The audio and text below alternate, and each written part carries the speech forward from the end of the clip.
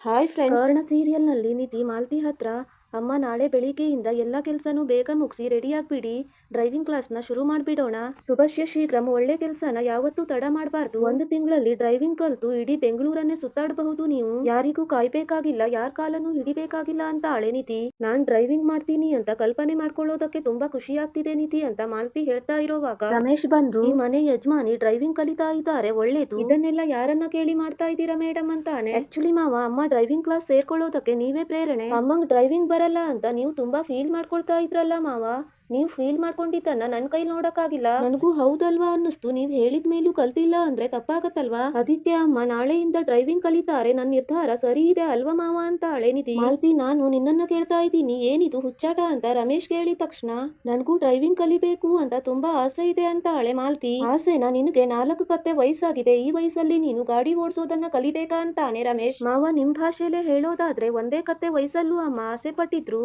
ಆಗ ಅವ್ರ ಆಸೆನ ನೀವು ತೀರ್ಸಿದ್ರಾ? ಹೋಗ್ಲಿ, ಇಷ್ಟು ವರ್ಷದಲ್ಲಾದ್ರೂ ಅವ್ರ ಆಸೆ ಏನು ಅಂತ ನೀವು ಒಂದೇ ಸಾರಿ ಆದ್ರೂ ಕೇಳಿದ್ದೀರಾ? ಈಗ ಅವರು ಡ್ರೈವಿಂಗ್ ಕಲಿತಾರೆ ಅಷ್ಟೇ ಅಂತ ಹಳೆ ನಿಧಿ. ಆಗ ರಮೇಶ, ಮಾಲ್ತಿ ಸುಮ್ನೆ ಬಾ ಒಳಗೆ ಅಂತಾನೆ. ಯಾಕ್ ಮಾವ, ನನ್ನ ಹತ್ರ ನೇರವಾಗಿ ಮಾತಾಡೋದಕ್ಕೆ ನಿಮ್ಗೆ ಭಯ ಆಗ್ತಿದ್ಯಾ? ಅವ್ರನ್ನ ರೂಮ್ ಒಳಗ್ ಕರ್ದು ಏನ್ ಮಾಡ್ತೀರಾ ಹೇಳಿ? ಅಪ್ಲಿಕೇಶನ್ ನ ಹರಿದು ಡಸ್ಟ್ ಬಿನ್ ಹಾಕ್ತೀರಾ, ಆಮೇಲೆ ಅವ್ರಿಗೊಂದಷ್ಟು ಬೈದು ಟಾರ್ಚರ್ ಕೊಡ್ತೀರಾ, ಕರೆಕ್ಟಾ ಅಂತ ನಿಧಿ ಹೇಳ್ತಾ ಇರೋವಾಗ ನಿನ್ ಕೆಲ್ಸ ಎಷ್ಟಿದ್ಯೋ ಅಷ್ಟು ನೋಡ್ಕೋ, ಗಂಡ ಹೆಂಡತಿ ಮಧ್ಯ ಬರ್ಬೇಡ ಅಂತಾನೆ ರಮೇಶ.